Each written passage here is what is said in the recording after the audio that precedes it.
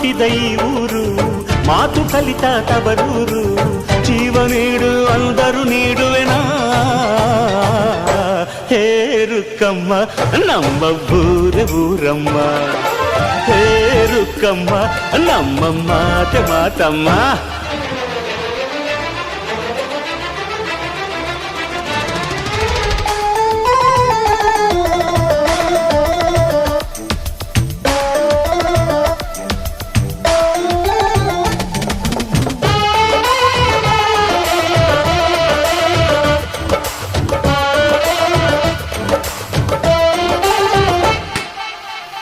ಇಲ್ಲಿರೋ ಸೌಭಾಗ್ಯ ಎಲ್ಲೂ ಇಲ್ಲ, ಈಶ್ವರಿ ತಾಯಿ ಇರೋ ಊರೇ ಇದು.